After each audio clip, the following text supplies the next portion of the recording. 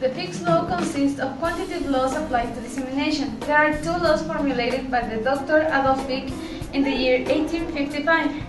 This and this. But therefore, entering into formulas and more, we must define what is a diffusion. Diffusion is defined as the number of atoms that crosses a plane of unit of area per unit of time. If you don't understand the definition, don't worry, neither do we. It's better to explain it step by step, starting with the own word. To spread takes as an example a light, another a fluid, etc. That it extends materially everywhere or in all directions, and diffusion is the effect of spreading. It's very simple. An example would be when placing sugar in the glass of water, we can observe that the sugar grains are spreading in the water. So we say that the sugar particles diffuse into the water. Another example would be when opening a bottle of a volatile liquid, in this case perfume, we can smell it quickly in a closed place. We say the particles of the liquid diffuse in the air, expanding throughout the sun range. Now, with the term of sun range, we refer to the next important concept, that is concentration. The sun range is where the Fick's law takes the substance, like gas or something that is breathing, and evaluate its concentration from one point to another, recording this position. To understand this better, it's easier with a nice diagram. Nice diagram.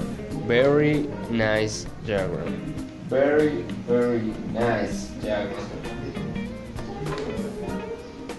we can analyze that the matter flow, or best known as mass-molar flux, goes through a rectangular body, enters a position in x, and leaves in a position later expressed as x plus dx, where the concentration, when it is in x, is going to be different from when the flow is in the position of x plus dx. It is most likely that when it enters the position x, the concentration will be much greater than at any other point. Under this conception, we make a brief explanation of the two letters that are in the diagram, which are J and S. J, as we already said, is the mass flow or molar flux. Although it sounds very articulate, it's not nothing more than the volatile liquid. The perfume in the example and the rectangular body is as if it was air. S is the accumulation of substance, taking into account a body as such as a pipe perhaps, where it will accumulate amount of mass flow that entered. Where J is the flux, D is the diffusion coefficient, which multiplies in the equation the differential of the concentration with respect to the position. This equation is used for only one direction. In general, that will be the first law of Fick, which maintains difference and must be solved with some differential equations method. You can calculate flow, concentration, position, or diffusion. Chlorine is very simple. Now the second law of Fick, which is obtained from the first law, but this second law is used to calculate the time of diffusion or flux. And that will be it. The basic concept of The law of Fick. Thank you. You're welcome.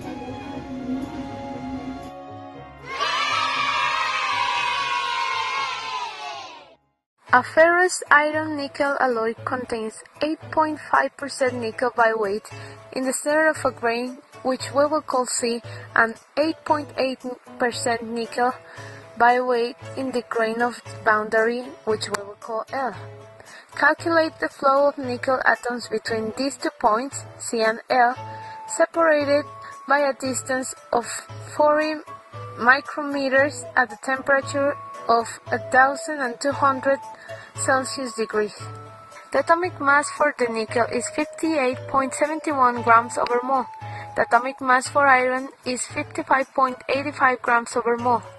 The reticular alloy parameter equals 0.365 nanometers. The diffusivity of nickel in iron at 1200 Celsius degrees equals 9 multiplied by 10 at minus 15 square meters over second. In 100 grams of alloy, we will calculate the atomic percentage for C point. 8.5% of nickel by weight will equal to 8.5 grams of nickel. Then we divide it over the atomic mass, having as a result 0.1448 nickel moles. We do the same for the iron, having as a result of 1.6383 iron moles. Then we sum up the moles, leading us to a total of 1.7831 moles. For the atomic percentage of nickel, we divide its moles over the total number of moles and multiply it by 100.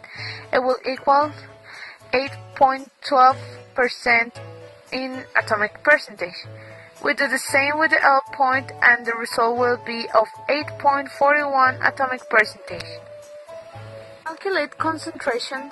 First, we will calculate the cell volume of a 4-atom cell, which will be 0.04863 multiplied by 10 elevated over minus 9 cubic micrometers. Then divide our atomic percentage over 100 and multiply it by 4, having now the numbers of atoms, and then dividing them over our cell volume, having as results for our points a value of 6.68 multiplied by 10 elevated over 9 for point C, and 6.92 multiplied by 10 elevated over 9 for point L. Finally, we apply the first law of Fick with our data, using the diffusivity of nickel in iron, the concentration, and our separation distance, having as flow results 54 multiplied by 10 elevated over 15 nickel atoms over square meter per second.